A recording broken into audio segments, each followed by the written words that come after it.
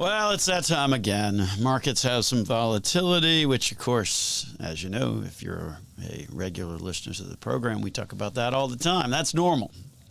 What unfortunately is normal as well during periods of time like that is that more and more of the investing public winds up getting convinced to jump into products that promise things that at the end of the day require you to suspend your common sense, right? If someone says to you, I can get you all the upside of the market with none of the downside risk, let that sink in for just a minute, and I want you to really think through if that's really possible. But lo and behold, those are the products that are out there. Be aware. We're going to actually explain to you how these products work.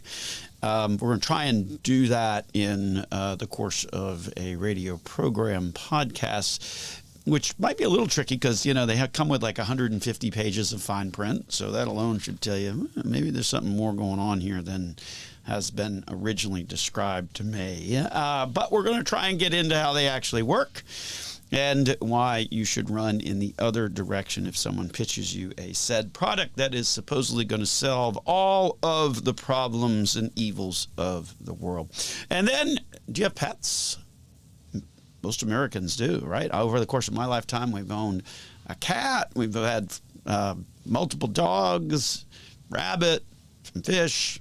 Gerbils never really lasted very long at my house. Ever thought about how to protect and prepare for them in the event that something untimely happens to you? 2/3 of households in America have pets, but less than 10% have actually kind of game plan for how to actually take care of them should anything happen to you, their owner. So we're going to have some suggestions for you on this week's show. So all of that will, of course, produce the usual packed dollars and cents where we help you make sense out of all of life's decisions involving your dollars.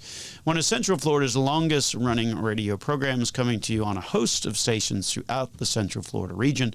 Also a top 25 financial planning podcast on the podcast universe. So while you're there checking out our podcast, make sure you hit that subscribe button, and then that way you'll get notified every week when we add new content to our podcast platforms. Any trouble finding us, of course, you know the best way to find us. You can either search for Nelson Financial Planning or Dollars and Cents on your podcast app, or you can go to our website at nelsonfinancialplanning.com. There, you look for an icon that looks familiar, you click on it, and voila, you will get automatically connected to the very magic that is the internet. So once you're there, make sure you subscribe.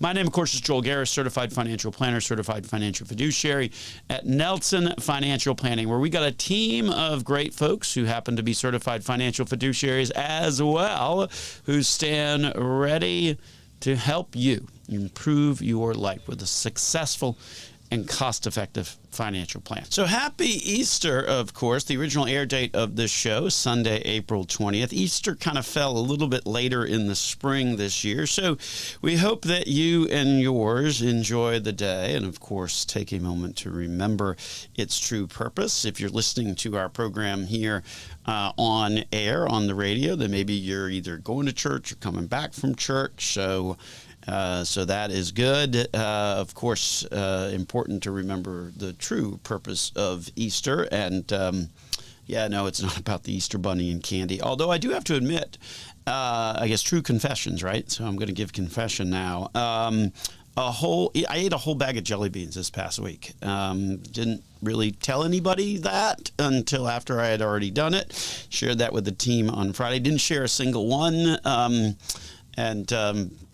So it's, I guess, that time of year where you can sort of do that. Unfortunately, can't read the kids' candy Easter baskets anymore because, they're all not at home anymore. So anyway, Easter, of course, on Sunday meant that Friday was Good Friday, and that is actually a market holiday. So the markets were closed on Friday, which I suppose, given the recent spate of volatility, was probably a good thing to have a little bit of a pause in a shortened week. The markets for the week finished slightly lower. The S&P 500 and the NASDAQ finished the week lower, in fact, for the 9th time in the last 12 weeks. The Dow declined for the 5th time in the last 7 weeks. So it's not your imagination that volatility has certainly spiked up. And of course, this past week was the actual start of quarterly earnings season. So that's when sort of a time when America sort of fesses up its actual results for the first quarter of 2025. And as a result of that, Thursday actually saw an occurrence in the markets that had never happened before. So on Thursday, United Health, which is a component of the Dow, and because its stock price is relatively a high number above like $100 and change, the reality is that then because the Dow is a price-weighted index, not a market-weighted index, but a price-weighted index, then that means that anytime you have a company that has a big movement, it's going to disproportionately affect the Dow, particularly if obviously it's a component of the Dow. So on Thursday of this past week, United Health had some sort of disappointing results as it was kind of doing its earnings announcement for the first quarter of the year. And first time it's ever happened where the Dow was down 1% or more, while in fact the broader S&P 500 index gain. So an interesting phenomenon. Had not happened since they started maintaining records since 1928. So if you're a little bit of a history buff, well then there you go. You saw something on Thursday that had not happened ever before in the markets. This level of volatility obviously relating back to investor sentiment and behavior. Majority of individual investors, according to the American Association of Individual Investors weekly survey, say they're bearish on the stock markets. Why is that important? Well, here's the other little twist to it. That has now been the perception for 7 straight weeks, and that, in fact, ties the longest streak of 50% plus bearish readings since 1987. So again, as we've always said, it's always kind of darkest before the markets ultimately turn. And when you start to kind of look at how negative the average investor is, then maybe it's actually saying something different. That sentiment clearly getting reflected in the amount of money sitting in money markets at $7.4 trillion. The risk there, if the Fed starts to cut rates, and you heard that conversation this past week as well, where Trump and Powell are kind of, butting a little bit of heads. Trump, I think, was banking on the Federal Reserve to cut rates to help ease things, particularly these conversations about the tariffs. And the Federal Reserve basically said, you know what, we're going to sit tight. So that led to a little bit of back and forth in terms of the Fed. But when they do cut rates, and it is widely expected that they will at some point this year, then the interest rates on those money markets will go down. So you need to be thinking about, okay, well, if everybody is fearful, maybe it's time to really be thinking about what to do with some of my available cash, because there's certainly a lot of it out there. In other news, of course, April 15th, this past week. And so hopefully that means you got your taxes done. Of course, here in Florida, you get the extra kicker thanks to Hurricane Milton, or I guess unthanks to Hurricane Milton, of your actual tax filing deadline is not until May 1. We encourage folks to remember our standard advice, if you will, when it comes to your tax return. Make sure you actually look at it. Don't just throw it in the file cabinet or put it up in the cloud and never look at it again.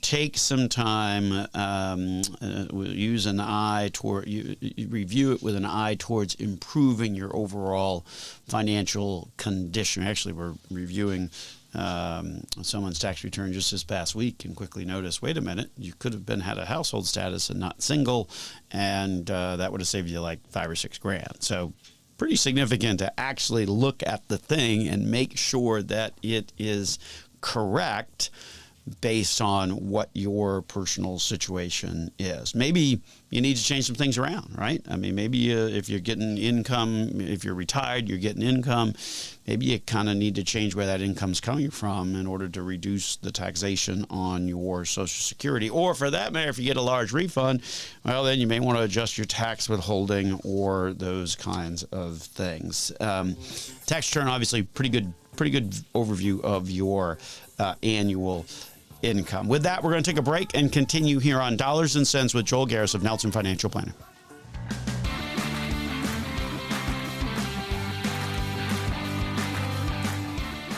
So we were talking a little bit about April. Obviously, today is Easter, so happy Easter. Original air date of the program is Sunday, April 20th. And, of course, this past week was the tax filing deadline for most Americans, although here in Florida we got an extra kind of kicker until May 1. So if for some reason you missed the April 15th date, well, then you got a couple of extra weeks reprieve in order to get your taxes done.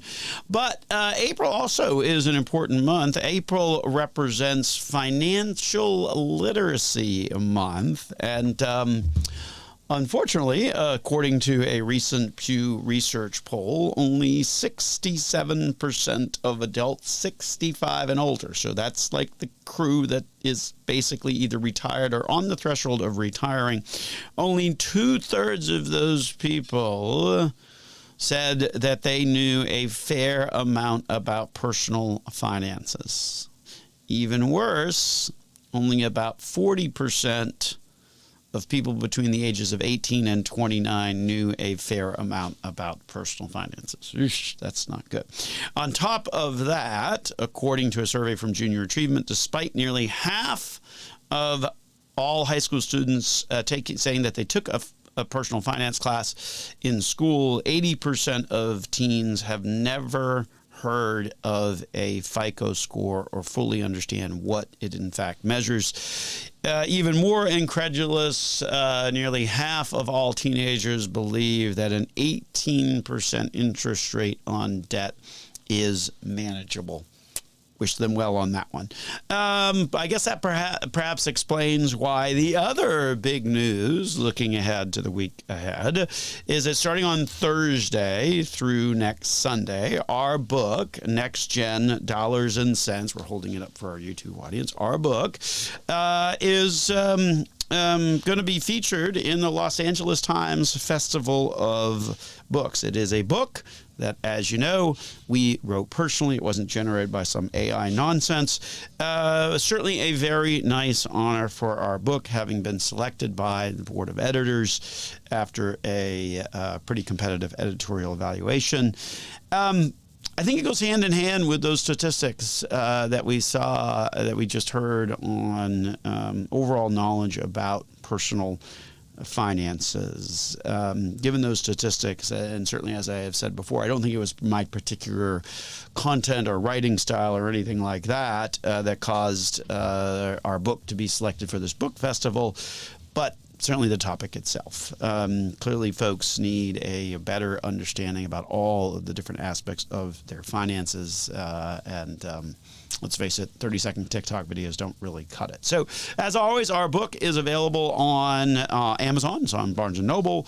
It's either you can get hard copy format or ebook.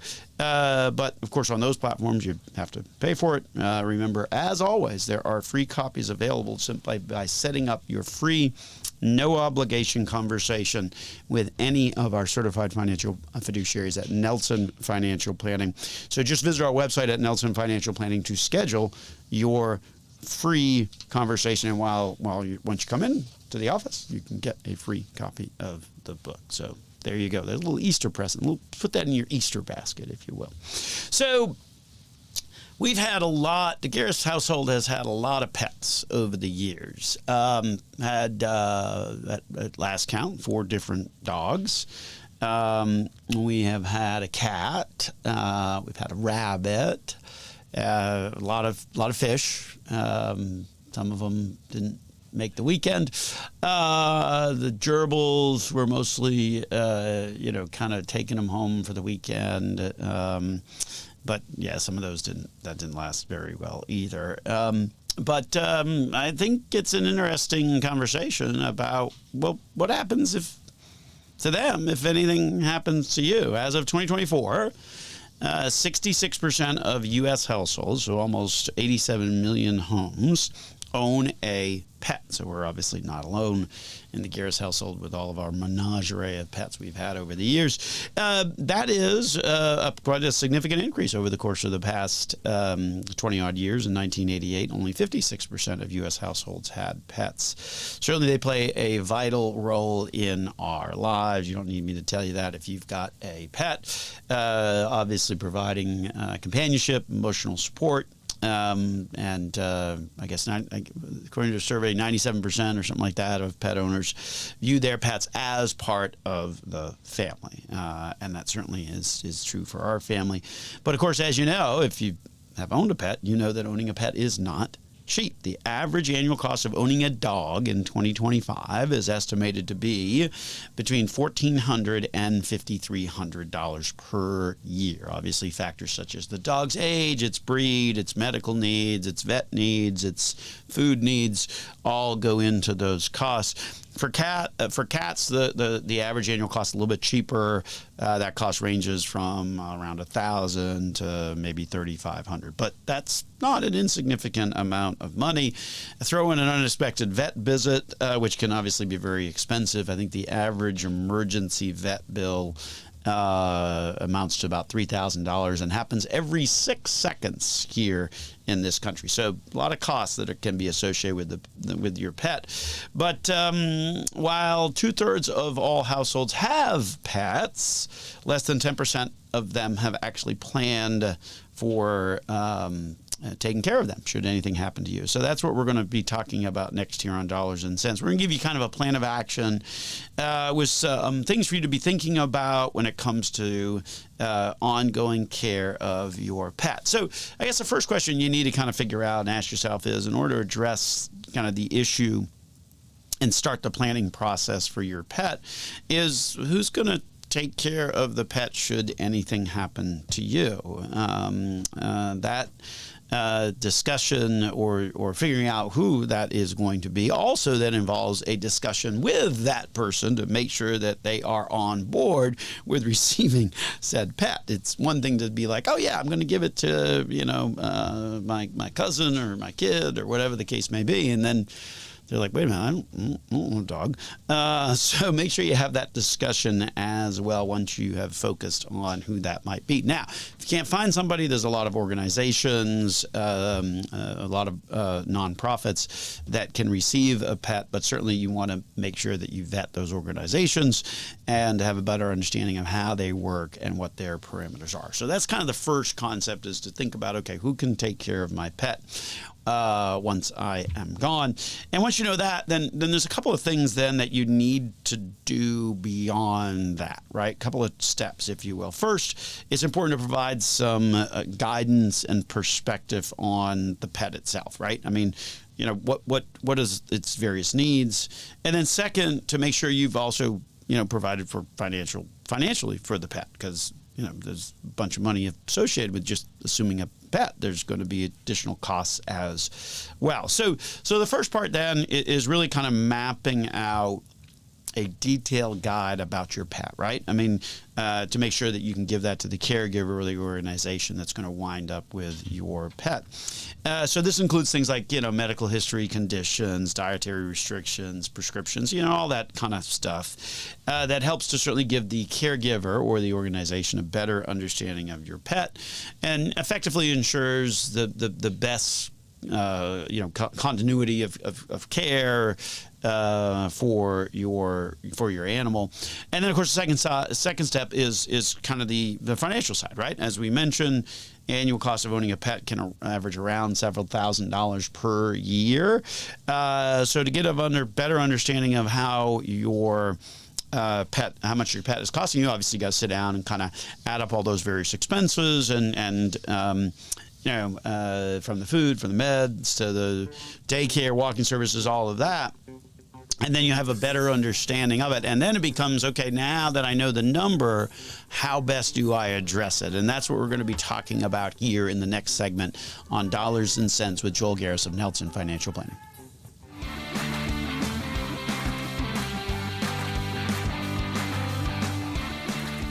So we're talking about pets on this week's episode of Dollars and Cents. And 2/3 of households have a pet, but less than 10% have actually gone through the process of trying to provide for what happens to that pet if anything happens to you. And so the first step that we were talking about before the break is obviously identifying a potential caregiver and ultimately, having a conversation to make sure that they are on board with receiving said pet. And if not, then obviously there's some organizations out there that would receive a pet and then hold them out for adoption. But you probably want to do some research on how those all work as well. So that's kind of the first part of the analysis of, okay, I've got a pet. How do I make sure that it's going to be okay should anything happen to me? So the first part, figuring out, okay, where are they actually going to go? The second part is the financial part. As we were talking about before the break, you got to figure out, okay, well, what's the cost going to be? And as we were saying earlier in the program, the average cost of a pet can be run several $1,000s per year once you start talking about the food and the meds and, the vet trips and all of that kind of stuff. So once you kind of have that annual number, then now, okay, you've got to start to think about, okay, what's the way in which I can set up sort of a financial provisioning for the pet. And here, there's really kind of two options that we wanted to kind of talk through with you. The first is kind of the easy one, right? You just make an outright request to the caregiver or the caregiving organization for the purposes of taking care of your pet. And obviously, that's easy, right? So it's less complex. But it also means that if the caregiver or the organization falls on hard times or becomes ill or passes, then you don't really have control over the money, right? Because if you just leave an outright amount of money to somebody with the understanding of ultimately, hey, this money's supposed to be used to help my pet, and that actual person falls on hard times, and don't be surprised if they wind up using the money for their own personal benefit. So there's, pros and cons to just sort of that more simplistic approach. If you want to ensure that your pet is fully taken care of, then obviously that gets you more into creating a trust for your pet that ultimately is a legal document, right, that holds the financial resources that you've set aside for your pet and details out the circumstances in which the money can be used to provide for the ongoing care of your pet. So that approach certainly ensures that your pet's always kind of gets taken care of. The more unusual the animal, right, then there could very well be additional paperwork and legwork and planning and things like that. I think you have one client who owns a horse. Not that that's necessarily an unusual animal, but they needed to contract with a stable to make sure that there was a willingness to accept and board for the remainder of the horse's life, and then also left the stable a certain amount of money to make sure that the horse was well taken care of.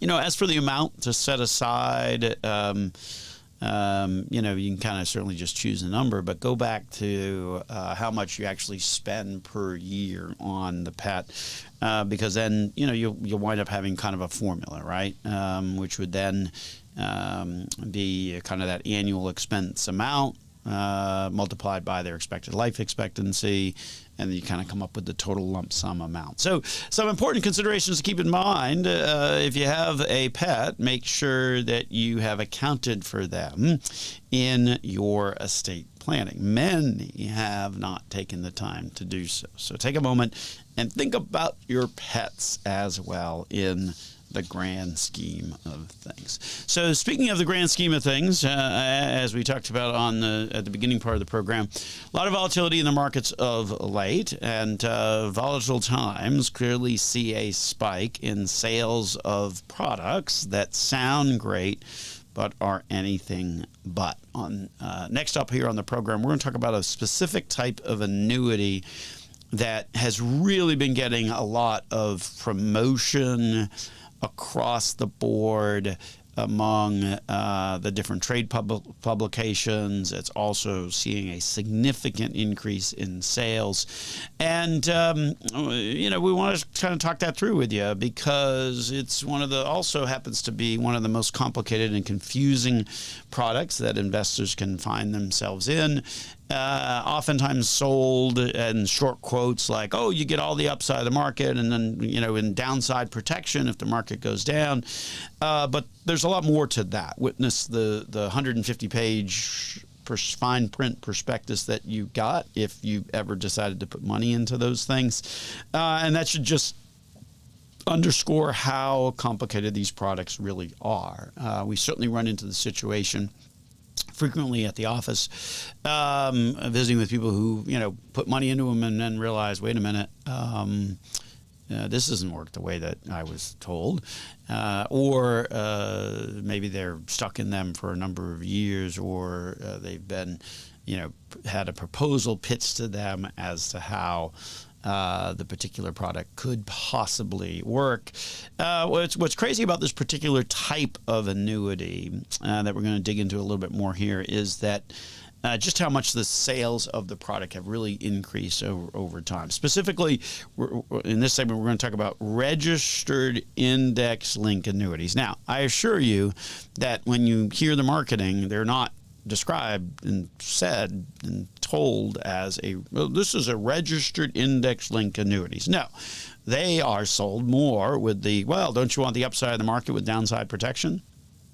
It's sort of what the registered index-linked annuity does, but the reality is, as appealing as that may sound, there is a lot of fine print once you start to unpack the various layers that are in that product. Product's been around for about 15 years, but yeah, really getting a lot of attention lately. Just in the past couple of months, I've seen articles in the Wall Street Journal. One of the monthly financial trade publications had a featured article as well. And then just a couple of weeks ago, Barron's Magazine also had an article about them. So that there's a lot of conversation when the monthly trade publication is talking about them, the weekly trade publication is talking about them, and the daily newspaper is talking about them all at the same time. A lot of conversation, and the sales are certainly backing up the increase in that conversation. Registered index-linked annuities generated over $65 billion in sales last year, up 59% from 2022, which in fact is 6 times more than just 6 years ago. So some staggering numbers in terms of the increase in the sales pitch on these. What are in essence structured products, very, very complicated insurance products that just have so many different flavors. It's unbelievable. Matter of fact, one insurance company that issues out these registered index-linked annuities has no less than 252 variations of the product available. One insurance company, 252 variations. Variations include things like different caps, different participation rates, different buffers, different floors, different crediting methods, different index. I mean, it's unbelievable. 252 options, one insurance company. So just a head-spinning amount of choices for sure that there's no way the average person understands. So in the next segment, we're going to try and break it down a little bit more and tell you how these products work and what you need to be aware of if someone is trying to convince you to put money into these things. Coming up next here on Dollars and Cents with Joel Garris of Nelson Financial Planning.